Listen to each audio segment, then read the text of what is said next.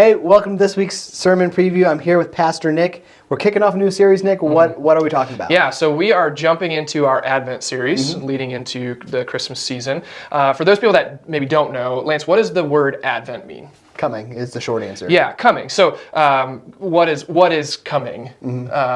Jesus, right? Yeah. So like the Christmas season is it's celebrating Jesus' first coming, and then it's anticipating his second. Okay, the second Advent.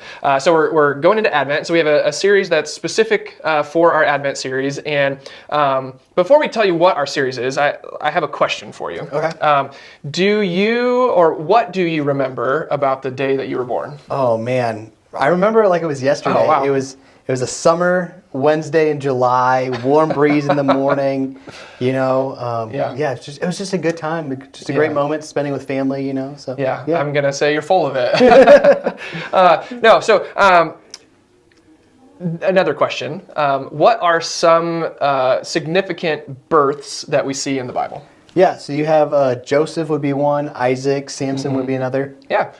So there's all kinds of births in the Bible, and for those really significant and influential characters or people in the Bible, we often see a piece of their birth. And what we notice is that there's actually a handful that we would consider a miraculous birth of some kind. The most notable miraculous birth would be Jesus, right? That's what we celebrate in this Christmas season, is the coming of Jesus and his miraculous birth.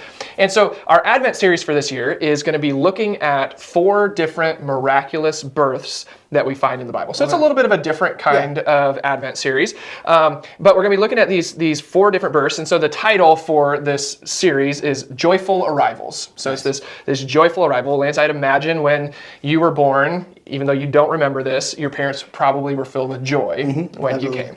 And so we have this idea of joyful arrival. So we're going to be looking at 4 different ones. I think you can probably guess one of them. But the first one that we're going to look at is going to be this week. We're going to look at the miraculous birth and the joyful arrival of Samuel. Okay, and then next week we're going to look at the miraculous birth of John the Baptist. The third week we're going to look at the most notable one, Jesus. And then the last one, it's unique to itself, but it's also very significant in light of Jesus. We're going to look at the birth of the church, which that in itself is miraculous as well. Absolutely. Right? And it is a joyful arrival in itself. So those are the 4 that we're going to look at in this series. So this week we're going to be looking at Samuel. The passage that we're going to be in is going to be 1 Samuel 12 through 20. 1 Samuel chapter 1, verses 12 through 20. And the greater story within this is Samuel's mother, Hannah. She is unable to conceive. She's barren, and there's some other details with her husband and his other wife and making fun of Hannah and all this. But essentially what happens is they go to the tabernacle, and for a day of worship, and she goes to the tabernacle to pray. Okay. When she's at the tabernacle, she's praying. The priest Eli is there. And Lance, what mistake does Eli make when Hannah is there praying? Yeah, so Eli thinks she's drunk. I mean, she's just crying out to God frantically.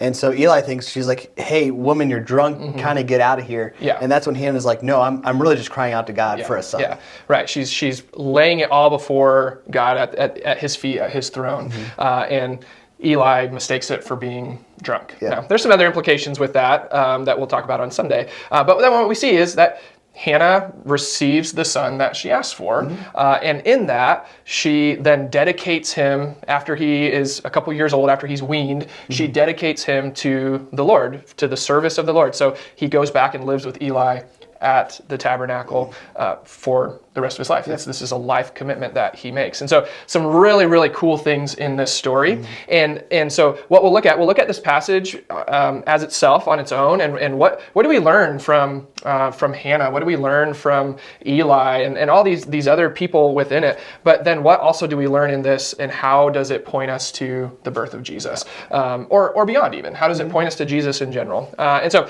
the question that I want you to reflect on or think about this week as you're preparing is, how does this passage point me to Jesus? Or how does this passage foreshadow the coming of Jesus, Jesus' first advent?